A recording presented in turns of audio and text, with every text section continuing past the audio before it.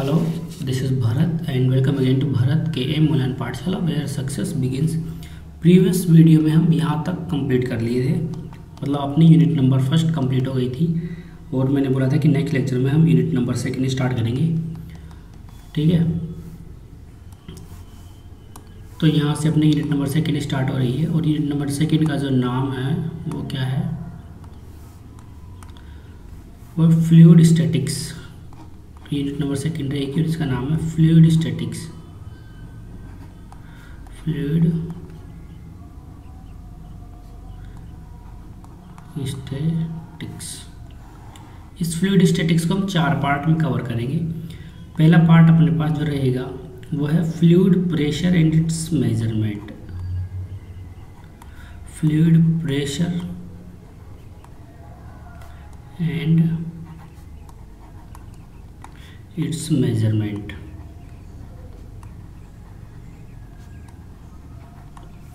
B अपने पास जो पार्ट रहेगा वो है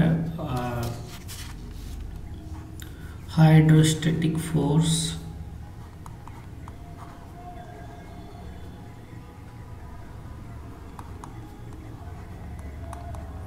hydrostatic forces on plane and curved surfaces।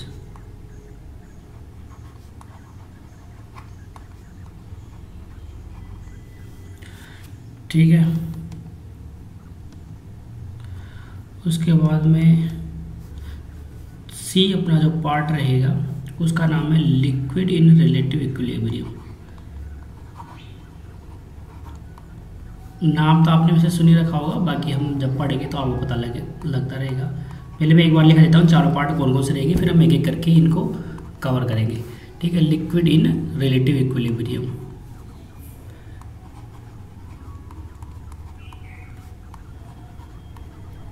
Relative equilibrium. और डी अपने पास जो पार्ट रहेगा वो है बुयांसी एंड फ्लोटेशन। ओके, तो इसको लिख लो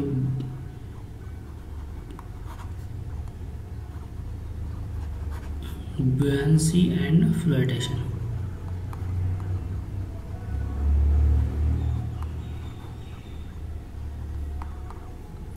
ठीक है, तो ये 4 पार्ट हम कवर करेंगे अपनी यूनिट नंबर सेकंड में फ्लूइड स्टैटिक्स में। ठीक है,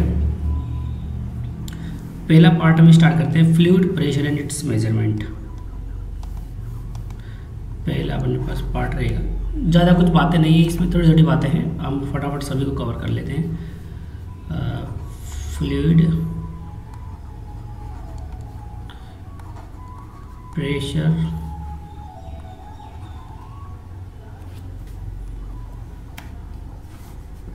एंड इट्स मेजरमेंट।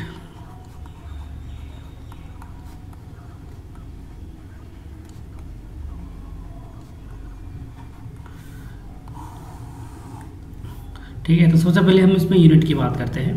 कुछ यूनिट्स हैं उनको आपको पता रखना है, याद रखना है उनको, क्योंकि क्या होता है कि कभी कभी एग्जाम में डायरेक्टली भी यूनिट्स पूछ लेते हैं और कभी कभी क्या करते हैं वो या तो ऐसे पूछ लेंगे डायरेक्ट, इसमें डायरेक्ट यूनिट पूछ लेंगे, ज़्यादा खेल नहीं है। इसमें से पूछ सकते हैं वो आपको 4 यूनिट देंगे ABCD ऑप्शन के अंदर, ABCD 4 ऑप्शन रहेंगे, चारों में आपको कुछ यूनिट्स दे देंगे वो, और ऐसे बोलेंगे कि सबसे छोटी यूनिट कौन सी इनमें से, सबसे बड़ी यूनिट कौन सी इनमें से, इस तरीके से वो आपको पूछेंगे क्वेश्चन में। तो उन यूनिट्स को, जो आपको अलग अलग यूनिट्स दी हुई है, उनको आपको किसी एक यूनिट में कन्वर्ट करना पड़ेगा, जब तो हम देख पाएंगे कि कौन सी यूनिट बड़ी है, कौन सी यूनिट छोटी है। इसलिए इन यूनिट्स का पता होना जरूरी है कि जैसे 1 न्यूटन में 10⁵ डाइन होता है, इस तरीके से। तो सारा कुछ हम देख लेते हैं। सबसे पहले है 1 newton is equals to 10⁵ dyne होता है।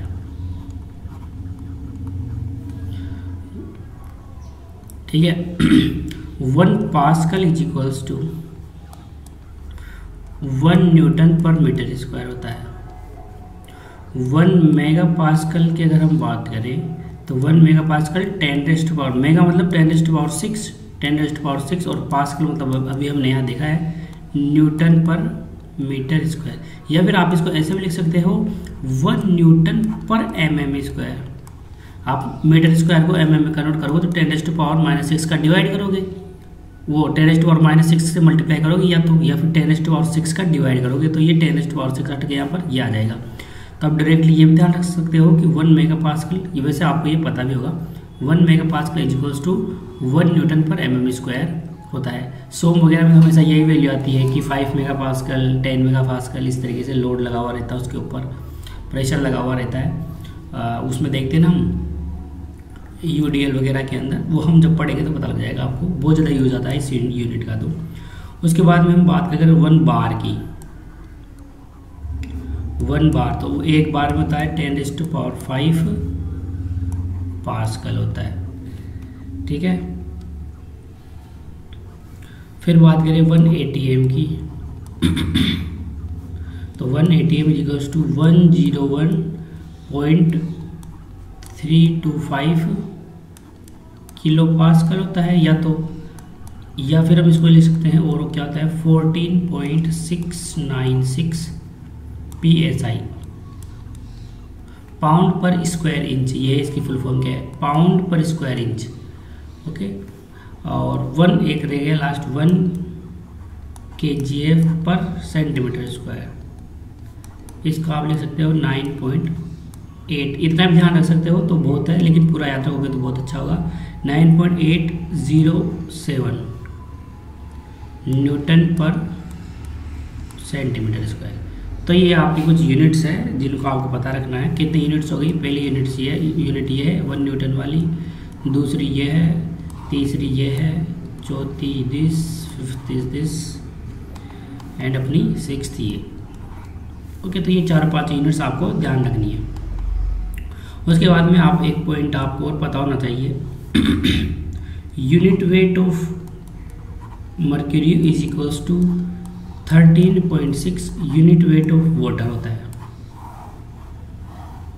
ठीक है। ऐसा क्यों होता है, क्योंकि 13.6 क्या है, specific gravity of mercury is equals to 13.6 होता है, ठीक है। तो ये भी आपको पता रखना है, यूनिट वेट ऑफ मर्क्यूरी क्या होता है। अगर आप कभी कभी क्वेश्चन में गिवन नहीं होता है और हमें यूनिट वेट ऑफ मर्क्यूरी लेना पड़ता है, तो हम क्या करते हैं, यूनिट वेट ऑफ वाटर से 13.6 को मल्टीप्लाई करते हैं और यूनिट वेट ऑफ मर्क्यूरी हम कैलकुलेट कर लेते हैं, ठीक है।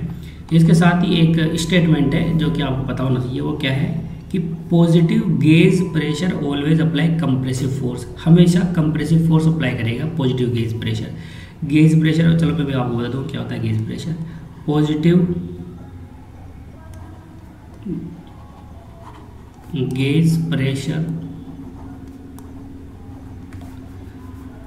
देखो अगर ये स्पीड धीरे रहती है ना तो आप उसको स्पीड में कर लिया करो, यूट्यूब पे होता है 1.5 गुना स्पीड कर लिया करो, 2 गुना स्पीड कर लिया करो, तो फटाफट क्विक रिवीजन है। लेकिन मुझे थोड़ा समझाना पड़ता है कुछ चीज़ें, क्योंकि मैं खुद सेटिस्फाई नहीं होता, इसलिए थोड़ा बहुत समझाना पड़ता है मुझे खुद सेटिस्फाई होने के लिए कि शॉर्ट तरीके से हम रिवाइज करें, लेकिन कुछ कुछ बातें बताना भी ज़रूरी होती है। इसलिए आप उसको थोड़ा स्पीड में करके देख लेना तो अच्छा रहेगा। इतनी स्लो चलोगे तो फिर क्विक रिवीजन क्या रहा हो, तो डिटेल से पढ़ना हो गया तो 2 गुना मतलब शायद ज़्यादा हो जाएगा, 1.5 गुना स्पीड करके देख लिया करो तो वो ठीक रहेगा, ठीक है। अब जैसे मैंने बोल दिया positive gauge pressure always apply compressive force, तो ये 1 सेकंड की बात है, आप सुन लिए। अब मैं लिख रहा हूँ तो टाइम लग रहा है, तो आप इसको स्पीड में करोगे तो फटाफट से आप आगे निकल जाओगे, okay. Positive gauge pressure always apply compressive force,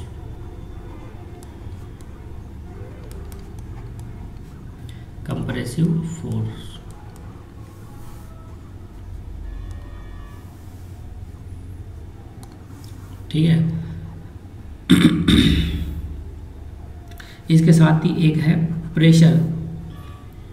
अगर मान लो कहीं पर ये बकेट है, कोई भी मान लो ये बकेट है कोई, इसमें यहाँ पर ये पानी भरा हुआ है, ये पूरा पानी भरा हुआ है इसके अंदर, ठीक है। मान लो यहाँ पर मैं आपको बोलूँ कि यहाँ पर आप प्रेशर कैलकुलेट करो, ओके। तो आप बोलोगे कि कैसे करें प्रेशर कैलकुलेट, आप ये बताओ कि हमें यहाँ ये जो सरफेस है, वाटर सरफेस है, यहाँ से लेकर के यहाँ तक की डिस्टेंस क्या है, तो मैं बोलूँगा आपको कि भाई एच है, ओके।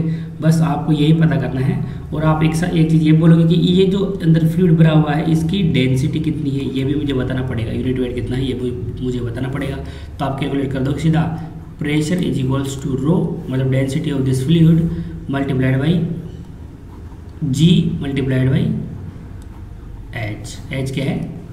सरफेस से लेकर के उस पॉइंट की डेप्थ जहाँ पर हमें प्रेशर कैलकुलेट करना है। तो ये क्या हो गया अपना प्रेशर कैलकुलेट हो गया। ओके, अभी जो प्रेशर कैलकुलेट हुआ है ये एक तरीके से गेज प्रेशर है, गेज प्रेशर। अब ये गेज प्रेशर क्या होता है ये भी थोड़ा समझाना पड़ेगा। तो देखो, जब भी हम कोई प्रेशर कैलकुलेट करते हैं, जैसे गेज प्रेशर की बात कर रहा हूँ ना, तो गेज प्रेशर हमेशा वो प्रेशर होगा जिसको हम मेजर करते हैं एटमॉस्फेरिक प्रेशर से ऊपर। जैसे मान लो ये अपना कोई लाइन है, यहाँ पर गेज प्रेशर जीरो है, जीरो नहीं, ये मान लो आप वैक्यूम है, ये वैक्यूम है, यहाँ पर प्रेशर जीरो है बिल्कुल। ओके, इससे हम थोड़ा ऊपर चलेंगे तो मान लो ये यहाँ पर अपना ये प्रेशर एटमॉस्फेरिक प्रेशर है, ये एटमॉस्फेरिक प्रेशर है। गेज से वैक्यूम से थोड़ा ज़्यादा होगा, वैक्यूम प्रेशर से थोड़ा ज़्यादा होगा अपना एटमॉस्फेरिक प्रेशर, क्योंकि एटमॉस्फेरिक प्रेशर नेग्लिजिबल होता है वैसे तो, लेकिन कुछ तो होता ही है, हल्का फुल्का तो होता ही है। और इससे ऊपर आप जो भी प्रेशर मेजर करोगे यहाँ पर, वो आपका होता है गेज प्रेशर।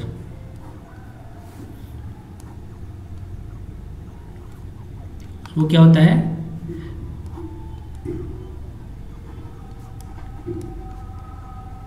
गेज प्रेशर होता है। ठीक है, अब गेज प्रेशर कहीं भी हो सकता है। आप यहाँ से यहाँ तक मेजर करोगे तो ये आपके लिए ये गेज प्रेशर है, यहाँ से यहाँ तक मेजर कर लिए तो आपके लिए ये गेज प्रेशर है। ठीक है, और अब देखो आप यहाँ से, अगर हम यहाँ से बात करें यहाँ से कि ये टोटल कितना है ये, तो आप बोलोगे कि ये एब्सोल्यूट प्रेशर है, ये एब्सोल्यूट प्रेशर है।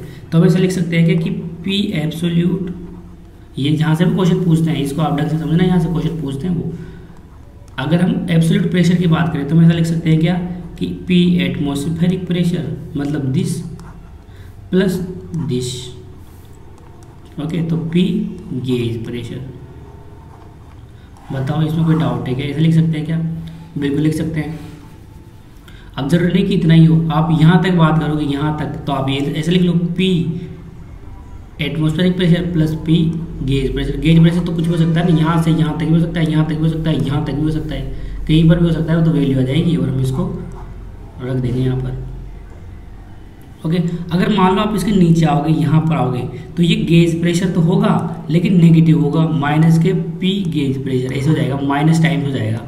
ठीक है, तो ये भी आप जान रखना। इसके एटमॉस्फेरिक प्रेशर से ऊपर जाओगे तो पॉजिटिव गेज प्रेशर रहेगा, और एटमॉस्फेरिक प्रेशर से नीचे आओगे तो माइनस गेज प्रेशर होगा। और ये पॉजिटिव गेज प्रेशर होता है, ये ऑलवेज अप्लाई कंप्रेसिव फोर्स। ये आपको भी मैंने स्टेटमेंट लिखवाया था।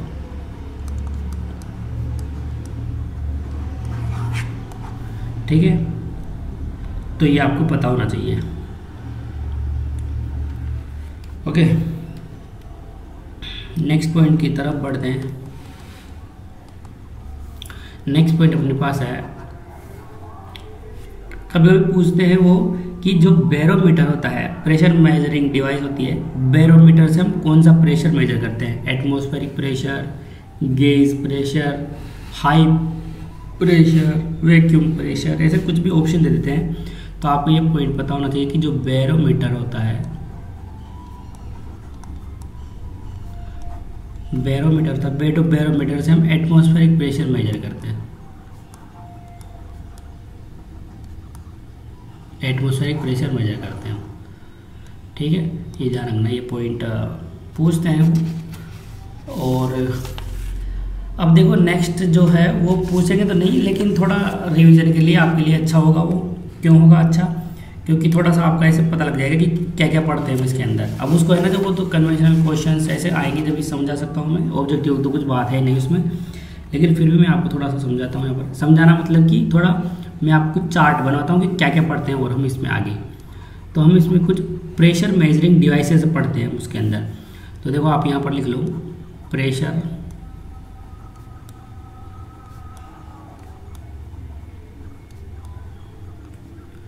मेजरमेंट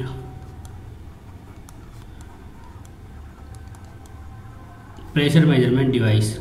अब प्रेशर मेजरमेंट डिवाइस दो तरीके की होती है। एक तो आपकी होती है मैकेनिकल गेज, मतलब कि प्रेशर मेजर करने के लिए कौन कौन सी डिवाइस होती है, किस किस तरीके की डिवाइस होती है। तो हम दो तरीके से इसको डिवाइड कर रहे हैं कि एक तो होता है मैकेनिकल गेज, एक तो होता है मैकेनिकल गेज, ओके, और एक होता है अपना मैनोमीटर।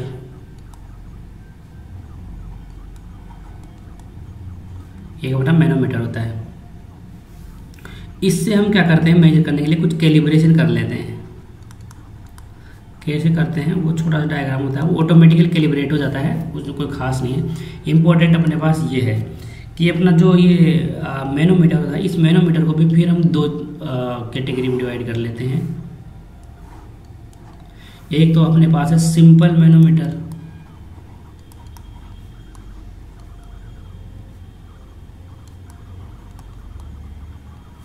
और एक अपने पास होता है डिफरेंशियल मैनोमीटर।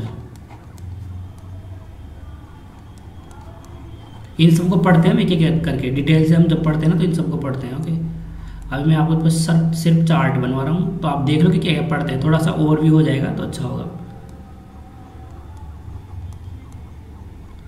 यहाँ पर जो इम्पोर्टेंट बात है पूछने की वो क्या है, सबसे पहले तो कि यहाँ पर जो इम्पोर्टेंट बात है, सिंपल मैनोमीटर ये क्या करता है, प्रेशर मेजर करता है एट अ पॉइंट। ये इंपॉर्टेंट बात है, ऑब्जेक्टिव में यही ज़्यादा पूछते हैं वो, कि सिंपल मैनोमीटर से क्या करते हैं, प्रेशर मेजर करते हैं एट अ सिंगल पॉइंट। कोई भी आपको पॉइंट देगा ना कि मान लो इस पॉइंट के ऊपर आपका प्रेशर मेजर करो, तो आप किससे मेजर करोगे, सिंपल मैनोमीटर से मेजर करोगे।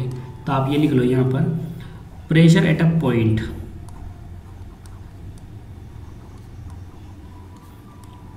Pressure at a point, pressure at a point. और इस डिफरेंशियल से क्या करते हैं, हम प्रेशर मेजर करते हैं बिटवीन टू पॉइंट्स। कोई दो पॉइंट होगा ना, मान लो एक पॉइंट ये है, एक पॉइंट ये है, तो इन दोनों के बीच में प्रेशर का डिफरेंस कितना है वो हम मेजर करते हैं डिफरेंशियल मैनोमीटर से, ठीक है। तो यहाँ पर लिख low pressure difference, pressure difference between two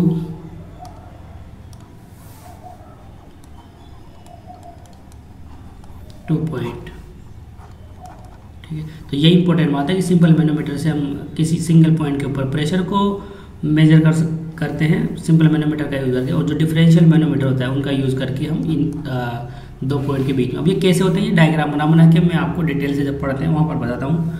यहाँ पर हम इतना खास अंदर नहीं जा रहे, जो इंपॉर्टेंट है ऑब्जेक्टिव पॉइंट ऑफ व्यू से वो पढ़ना है। अच्छा, एक बात और, ये जो सिंपल मैनोमीटर है इसके अंदर हम किस किस को कवर करते हैं, कौन कौन से आते हैं। तो एक आता है आपको पीजोमीटर,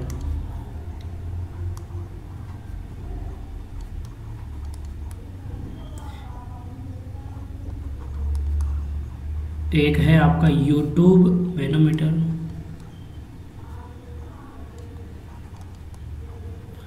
ओके, और एक आपका है सिंगल कॉलम मैनोमीटर।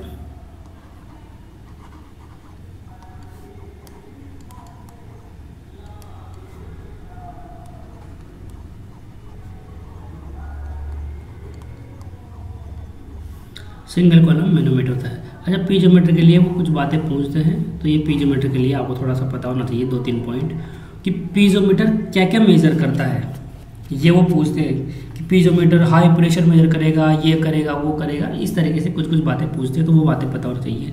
अच्छा, पीजोमीटर में आपको 2-3 बातें पूछता हूँ। एक बात बताओ, आपकी गैस प्रेशर मेजर करता है कि पीजोमीटर, बताओ। मैं पूछूं कि आप ये बताओ कि नेगेटिव प्रेशर मेजर करता है, यस और नो। ऐसे मतलब दिमाग में सोच लो आप, कमेंट तो क्या करते तो है नहीं कोई कमेंट, ऐसे दिमाग में सोच लो, सोचो तो आपकी मर्जी है, नहीं तो वो मत सोचो।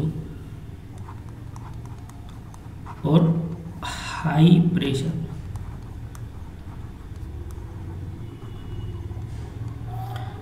अच्छा, तो तीनों में से गैस प्रेशर, नेगेटिव प्रेशर और हाई प्रेशर, इन तीनों में से क्या तो पीजोमीटर मेजर करता है और क्या मेजर नहीं करता है। इनमें से क्या लगता है आपको, गैस प्रेशर मेजर करता है क्या पीजोमीटर, मतलब पीजोमीटर की हेल्प से हम गैस प्रेशर को मेजर कर सकते हैं क्या, नहीं कर सकते, तो क्रॉस लगा दो, नहीं कर सकते। नेगेटिव प्रेशर को मेजर कर पाएंगे क्या पीजोमीटर से, नहीं कर पाएंगे।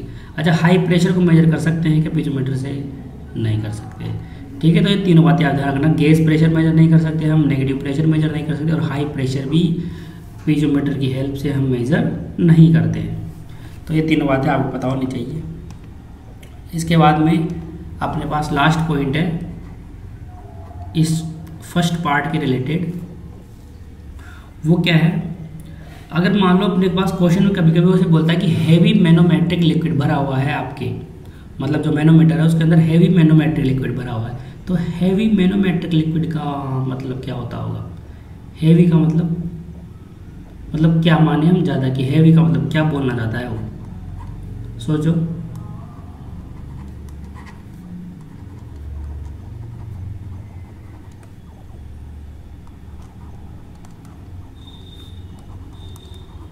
तो हैवी मैनोमेट्रिक लिक्विड का मतलब क्या है? Large specific gravity.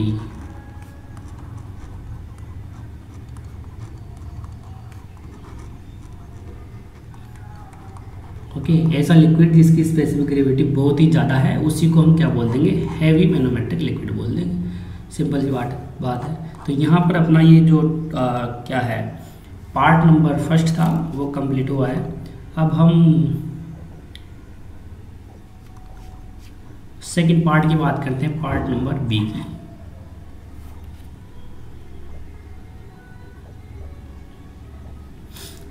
चलो ये part number B second lecture में कवर करेंगे। Thank you.